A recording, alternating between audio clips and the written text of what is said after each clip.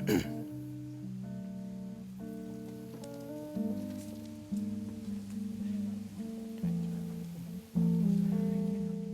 and gentlemen, will you please rise for the coming of the bride?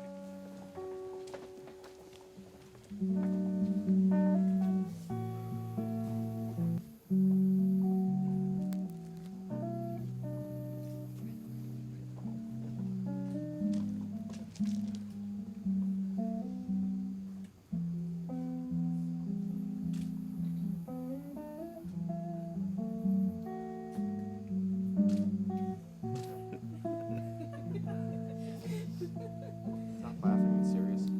We're being serious.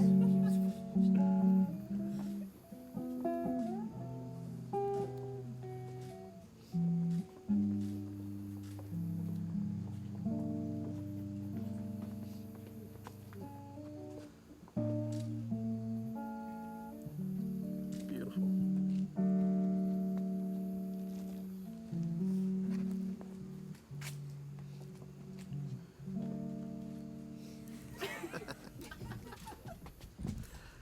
Hello and welcome. My name is Reverend Williams and I will be your officiant for today's ceremony. We are gathered here among family and friends to celebrate the love which Michael and Moira have for each other, to give social recognition to their decision to commit their lives and accept each other completely and openly, to learn how to help and understand each other, to build a family, and together to travel through life. If any of you has anything that might change their minds, they don't want to hear it. However, they do want to hear from you that you will always be their friends and will always support and encourage them as they discover the commitment and dedication needed to make marriage work. And that is why you are all here today. You may now be seated.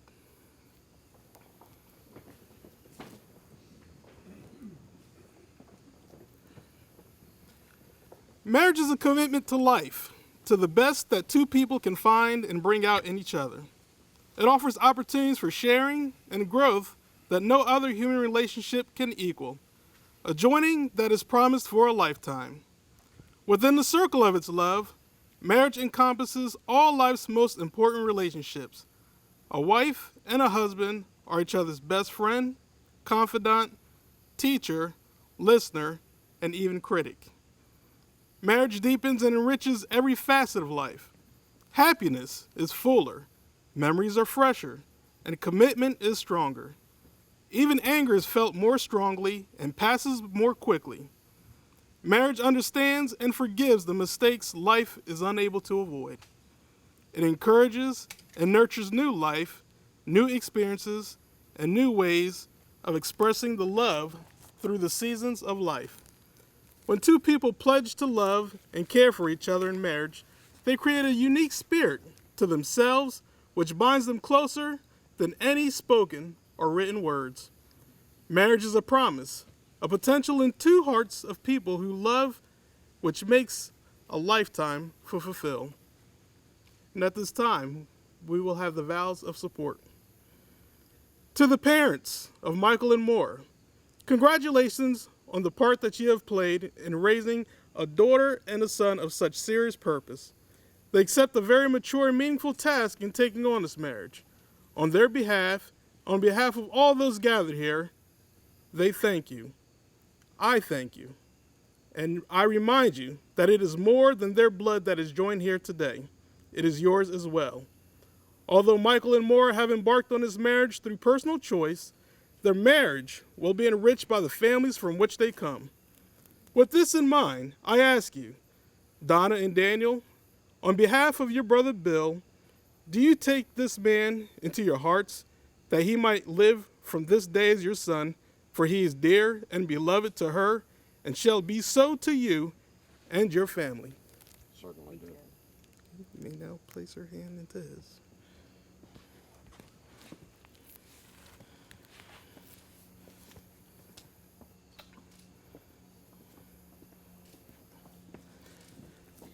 And of you, Elizabeth and David, I ask the same.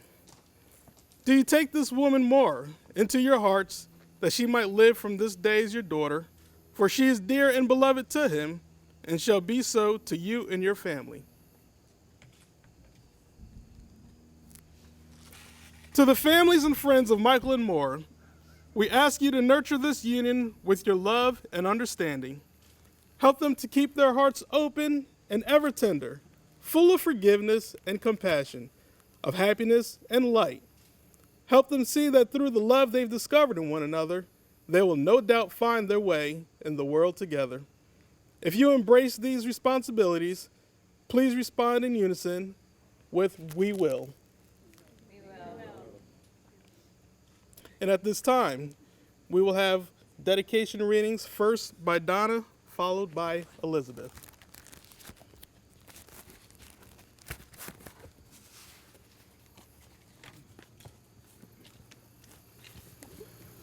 The art of a good marriage. It is standing together facing the world. It is forming a circle of love that gathers in the whole family. It is doing things for each other, not in the attitude of duty or sacrifice, but in the spirit of joy. It is speaking words of appreciation and demonstrating gratitude in thoughtful ways. It is not expecting the husband to wear a halo or the wife to have wings of an angel. It is not looking for perfection in each other. It is cultivating flexibility, patience, understanding, and a sense of humor. It is having the capacity to forgive and forget. It is giving each other an atmosphere in which each can grow. It is finding room for the things of the Spirit. It is a common search for the good and the beautiful. It is establishing a relationship in which the independence is equal, dependence is mutual, and the obligation is reciprocal. It is not marrying the right partner, it is being the right partner. This reading is from Captain Corelli's Mandolin, a wonderful novel by Louis Perrier. Love is a temporary madness. It erupts like volcanoes and then subsides. And when it subsides, you have to make a decision. You have to work out whether your roots have so entwined together that it's inconceivable that you should ever part. Because this is what love is. Love is not breathlessness. It is not excitement. It is not the promulgation of eternal passion.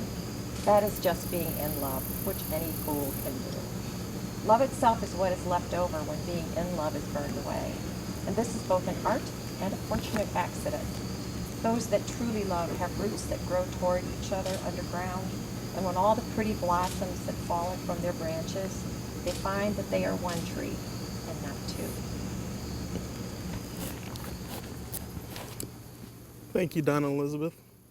And at this time, by choice of the bride and the groom, they will recite their vows at this time.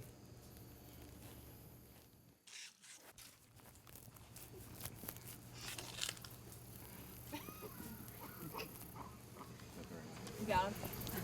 Hope so.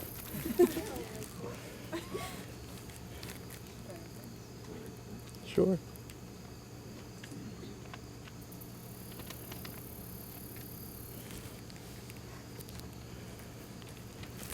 I am not going to vow or promise anything today.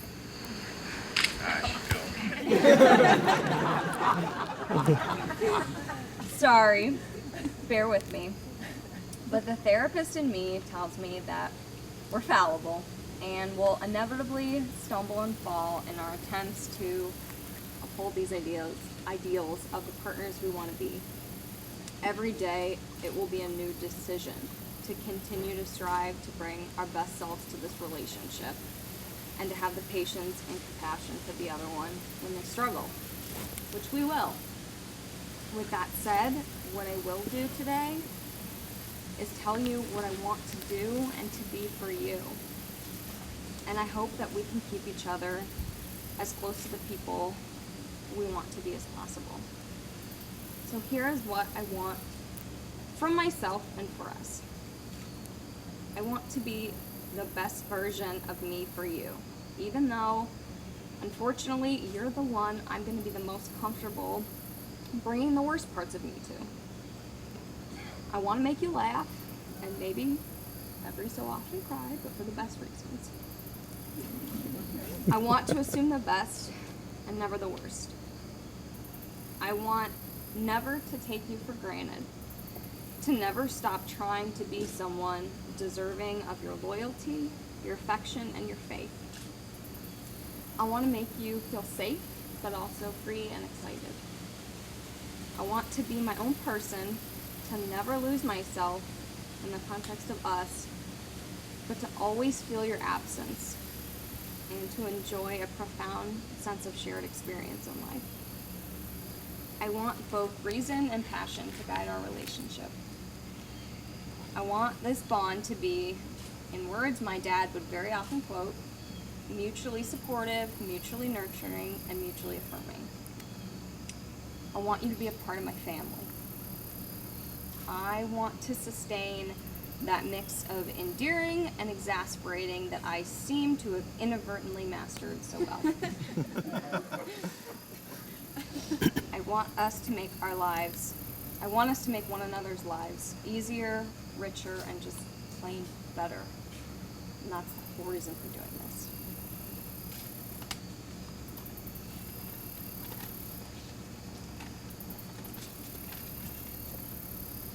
I am going to be valid.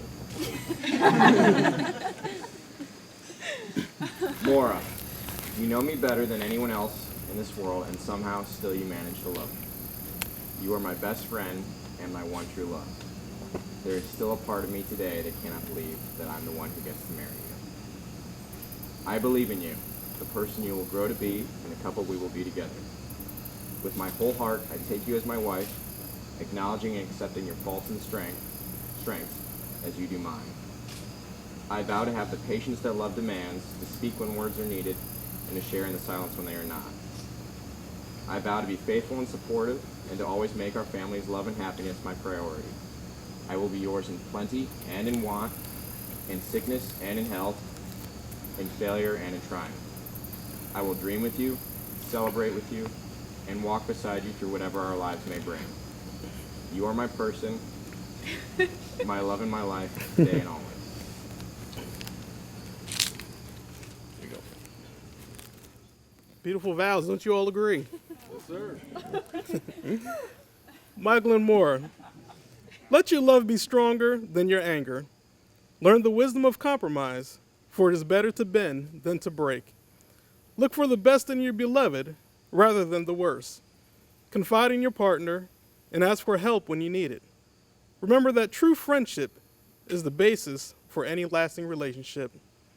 Give your spouse the same courtesies and kindness you bestow on your friends.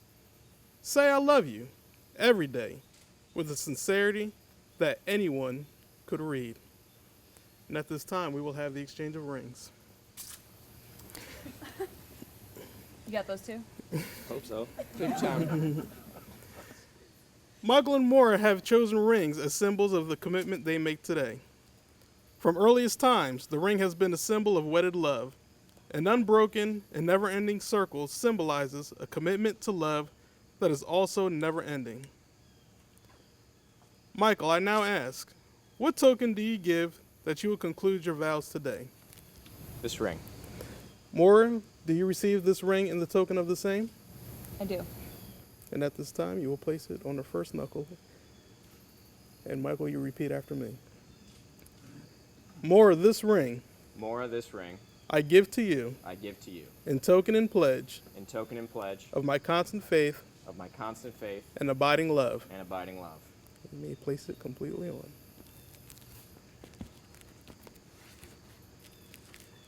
And Moira, I now ask, what token do you give that you will conclude your vows with today? This ring. Michael, do you receive this ring in the token of the same? I do. At this time, Moira, you will place it on his first knuckle and repeat after me. Michael, this ring Michael, this ring I give to you I give to you in token and pledge in token and pledge of my constant faith of my constant faith and abiding love. and abiding love. You may now place it completely on.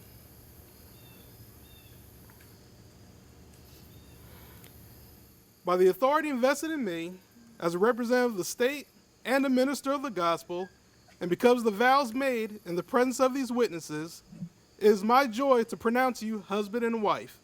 Mr. Michael Halperin and Moira Shields, please welcome one another into your newly formed family with a kiss.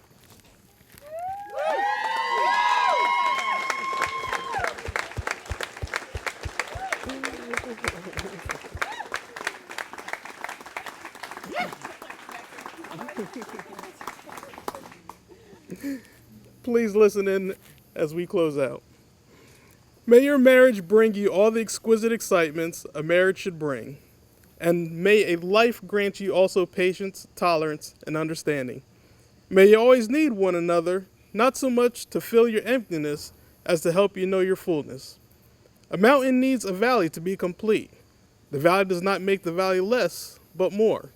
And the valley is more a valley because it has a mountain towering over it. So let it be with you and also with you.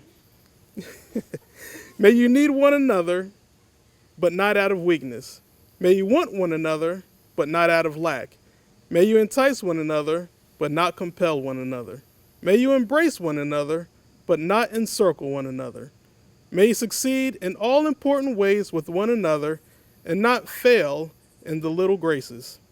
May you look for things to praise, often say, I love you, and take no notice of small faults. If you have quarrels that push you apart, may both of you hope to have good sense enough to take the first step back. May you enter into the mystery that is the awareness of one another's presence, no more physical than spiritual, warm and near when you are side by side, and warm and near when you are in separate rooms or even in distant lands. May you have happiness, and may you find it making one another happy. May you have love, and may you find it in loving one another. Ladies and gentlemen, I now present to you for the very first time Mr. and Mrs. Michael Halperin and Moira Shields.